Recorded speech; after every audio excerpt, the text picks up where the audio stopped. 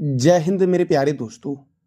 आज है 12 अगस्त 2024 और आज के जितने भी महत्वपूर्ण करंट अफेयर्स होंगी और स्टैटिक जीके होंगी वो हम इस वीडियो में डिस्कस करेंगे।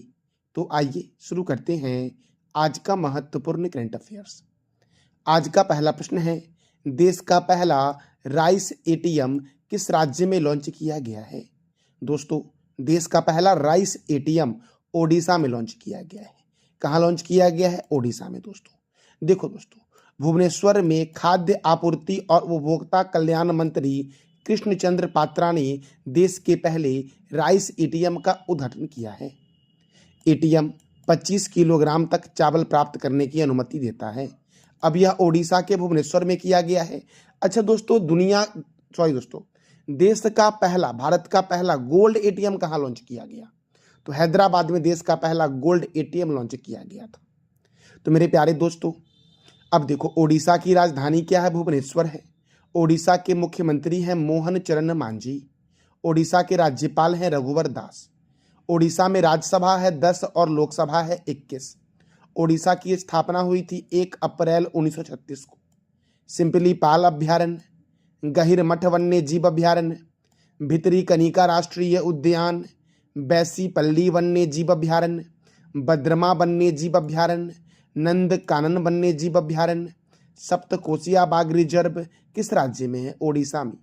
बाराबाती स्टेडियम कटक में है और कटक है महानदी के किनारे। कलिंग स्टेडियम भुवनेश्वर में है और भुवनेश्वर में ही भारत का पहला राइस एटीएम बना है। मंदिरा बांध साख नदी पर ओडिशा में है। भितरी कनिका राष्ट्रीय उद्यान ओडिशा में है। खारे पानी की भारत की सबसे बड़ी झील है चिल्का झील। ओडिशा में दोस्तों अंशुपा झील है, कंजिया झील है और बाली मेला जलाशय ओडिशा में ही है।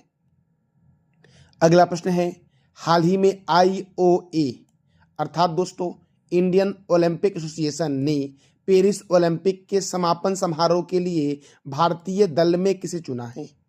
दोस्तों, भारतीय ओलंपिक संघ ने पेरिस ओलंपिक के समापन समारोह के लिए भारतीय दल में किसे चुना है? तो PR श्रीजेश को चुना है। आप बताओ कमेंट बॉक्स में कि PR श्रीजेश का संबंध किस खेल से है। अब भारतीय ओलंपिक संघ का हेडक्वार्टर नई दिल्ली में है। इसके अध्यक्ष कौन है? PV सिंधु। और भारतीय ओलंपिक संघ की स्थापना हुई थी 1927 में मेरे प्यारे लाल एवं लालियों। दोस्तों, आधुनिक ओलंपिक खेल का आयोजन सर्वप्रथम कब हुआ था? 1896 में हुआ था और ये एथेंस में हुआ था। अंतर्राष्ट्रीय ओलंपिक समिति की स्थापना 1894 में हुई थी और किसके द्वारा किया गया था अंतर्राष्ट्रीय ओलंपिक समिति की स्थापना? तो पियरे डी कुर्बतने के द्वारा किया गया था। ये फ्रांस के थे कुर्बतनी। अंतर्राष्ट्रीय ओलंपिक समिति के प्रथम अध्यक्ष कौन थे? दिमित्रियास वेकेलास थे अंतर्राष्ट्रीय ओलंपिक समिति के प्रथम अध्यक्ष। अच्छा, भारतीय ओलंपिक संघ के प्रथम अध्यक्ष कौन थे? दोस्तों सर दोराबजी टाटा थे। कौन थे? सर दोराबजी टाटा। अच्छा, वर्तमान में भारतीय ओलंपिक संघ के अध्यक्ष कौन है? ये आप बताओ कमेंट बॉक्स में, क्योंकि मैंने तुरंत आपको भी बताया है। ओलंपिक मशाल को जलाने का प्रारंभ किस ओलंपिक में किया गया था? एम्स्टर्डम ओलंपिक में किया गया था और 1928 से ओलंपिक में मशाल जलाना शुरू हुआ। दोस्तों, ओलंपिक खेलों में शुभंकर की परंपरा की शुरुआत कब हुई? 1968 में हुई थी, मैक्सिको सिटी वाले ओलंपिक में मेरे प्यारे लाल एवं लालियों। मेरे प्यारे दोस्तों देखो, ओलंपिक ध्वज सर्वप्रथम 1920 में एडवर्प ओलंपिक में फहराया गया था। ओलंपिक ध्वज दोस्तों सर्वप्रथम कहाँ फहराया गया था? तो एडवर्प ओलंपिक में फहराया गया था। और कब फहराया गया था? तो क्या बोलोगे आप? 1920 में फहराया गया था मेरे प्यारे दोस्तों। अच्छा दोस्तों, रेशमी कपड़ों से बने ध्वज, ये जो ओलंपिक ध्वज है ये रेशम के कपड़े से बना हुआ है, जिसकी पृष्ठभूमि कैसी है? सफेद है। देखो दोस्तों, आपको यह ओलंपिक ध्वज इमेज पे दिख रहा होगा और इसमें 5 वृत्त भी आपको दिख रहे होंगे। ये 5 वृत्त दोस्तों अलग अलग रंग के हैं और यह 5 वृत्त दोस्तों महाद्वीपों का प्रतिनिधित्व करती है। यूरोप के लिए जो वृत्त दोस्तों है वो नीले रंग वाला है, एशिया के लिए पीले रंग वाला है, अफ्रीका के लिए काले रंग वाला है, ऑस्ट्रेलिया के लिए हरे रंग वाला है और अमेरिका दोस्तों, उत्तरी अमेरिका और दक्षिणी अमेरिका महाद्वीप के लिए लाल रंग का वृत्त जो है ये उत्तरी अमेरिका और दक्षिणी अमेरिका महाद्वीप का प्रतिनिधित्व करता है मेरे प्यारे दोस्तों। लंदन ओलंपिक 2012 में पहली बार सऊदी अरब, कतर और बुर्नोई ने अपने महिला एथलीट भेजे थे। भारत ने ओलंपिक में अपना प्रथम दल कब भेजा था? 1920 में भेजा था, एडवर्फ बेल्जियम वाले ओलंपिक में, जिसमें कुल 6 खिलाड़ी थे। अच्छा दोस्तों, 2024 में पेरिस ओलंपिक में भारत ने अपना कितने खिलाड़ियों को भेजा है, ये आप बताओ कमेंट बॉक्स में। ओलंपिक में एथलेटिक्स स्पर्धा में फाइनल में पहुंचने वाले प्रथम खिलाड़ी कौन थे? मिल्खा सिंह थे मेरे प्यारे लाल एवं लालियों। दोस्तों अगला प्रश्न हमारा दोस्तों है कि किस राज्य सरकार ने उपस्थित पोर्टल लॉन्च किया है? उपस्थिति पोर्टल दोस्तों मैं एक बात के लिए आपको सॉरी बोलूंगा कि मैंने पिछले दिन भी यह बताया था आपको और इसका आंसर मैंने गलत बोल दिया था।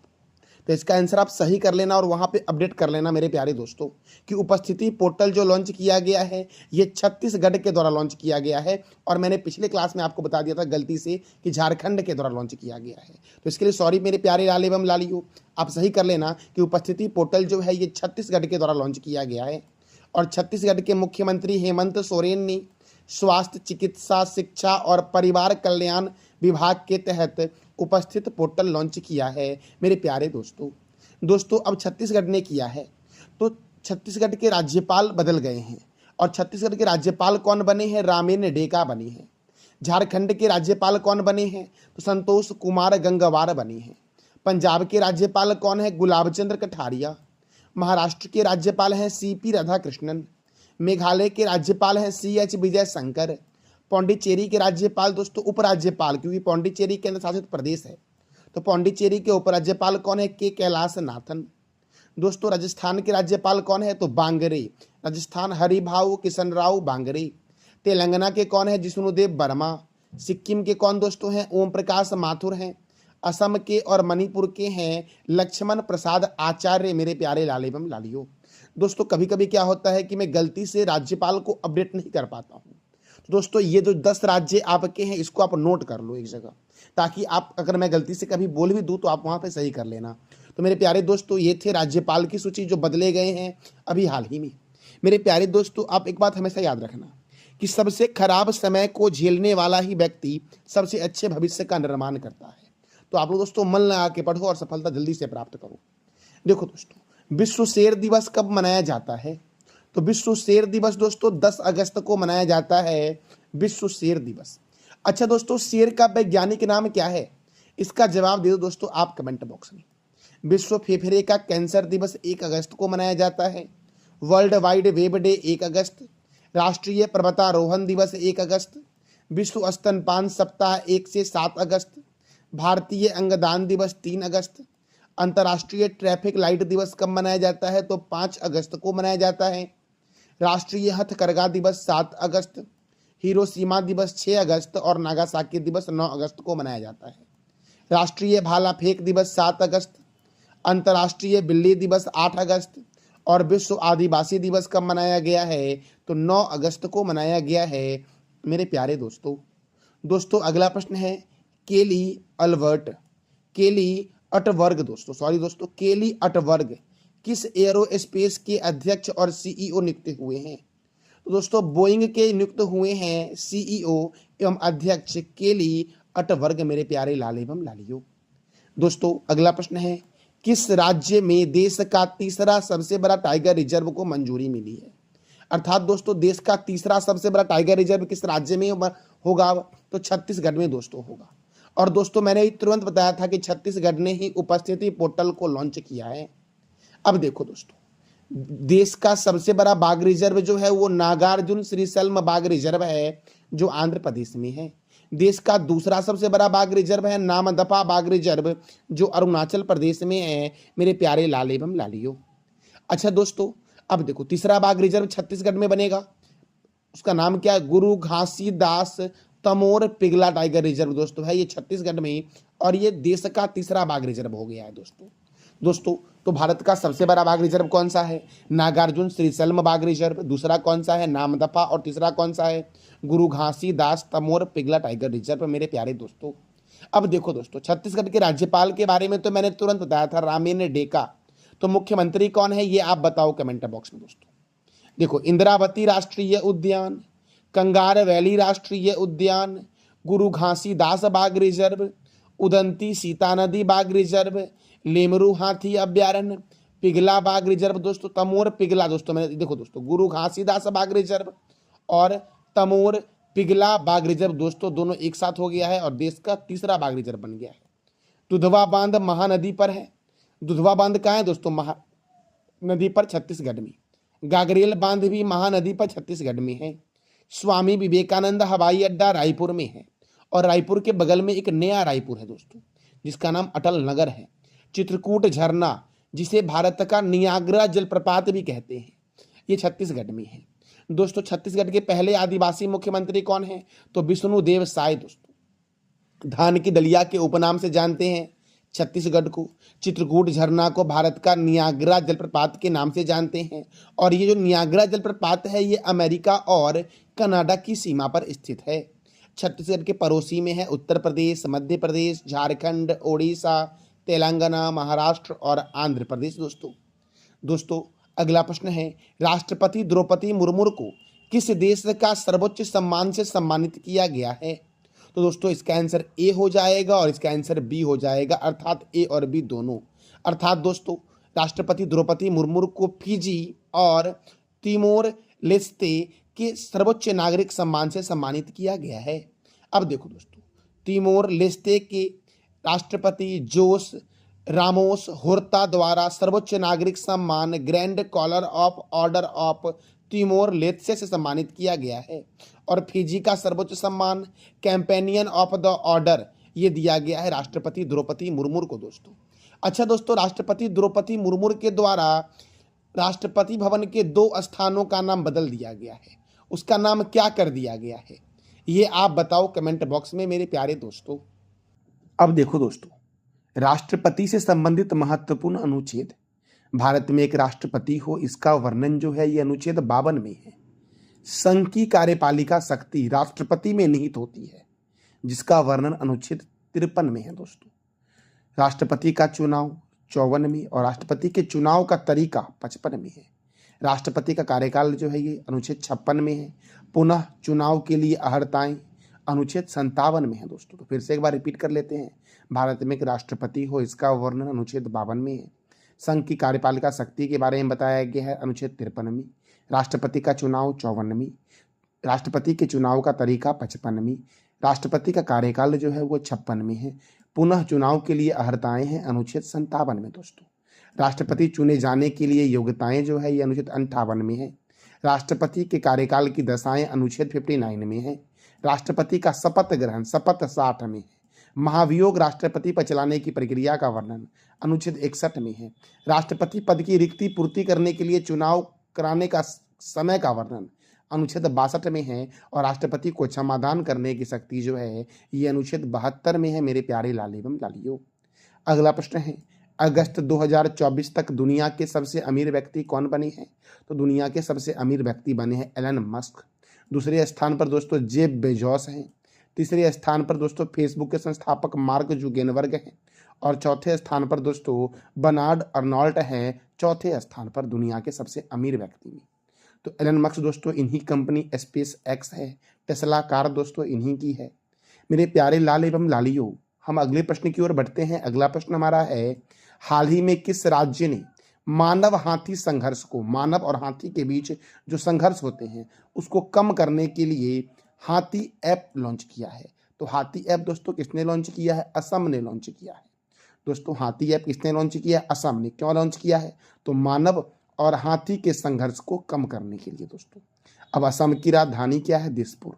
असम के गवर्नर हैं लक्ष्मण प्रसाद आचार्य। असम के मुख्यमंत्री कौन है? हेमंत बिस्वा शर्मा है। यहाँ पर राज्यसभा 7 है और लोकसभा 14 है। असम का मुख्य लोक नृत्य जो है वो बिहू है और सबसे प्राचीन तेल छत्र जो मिला था वो असम में ही मिला था। मानस राष्ट्रीय उद्यान, नमेरी राष्ट्रीय उद्यान, राजीव गांधी औरंग राष्ट्रीय उद्यान, चक्रशिला वन्यजीव अभ्यारण्य, नामबोर वन्यजीव अभ्यारण्य, देहिंग पटकाई राष्ट्रीय उद्यान, पोबा वन्यजीव अभ्यारण्य, रायमोना राष्ट्रीय उद्यान कहाँ है? असम में। और काजीरंगा राष्ट्रीय उद्यान एक सिंग वाला गेंडा के लिए प्रसिद्ध है जो असम में है। गोपीनाथ बारदोली अंतर्राष्ट्रीय हवाई अड्डा गुवाहाटी में है। Doctor Bhupen Hazarika cricket stadium कहाँ है? गुवाहाटी में। हफलौंग झील, चडुम्बी झील, दिघाली पुखरी झील, शिवसागर झील, तमरंगा झील, डिगबोई झील, दीपोर बिल और सोन बिल कहाँ है? असम में। विश्व का सबसे बड़ा नदी द्वीप कौन सा है? तो मांजुली है। जबकि विश्व का सबसे छोटा नदी द्वीप कौन सा दोस्तों है? तो उमानंदा है, और ये दोनों असम में ही है। अगला प्रश्न है, हाल ही में किस देश ने सोशल मीडिया प्लेटफॉर्म इंस्टाग्राम पर प्रतिबंध लगाया है? तो इंस्टाग्राम पर दोस्तों प्रतिबंध लगाया है तुर्की ने दोस्तों।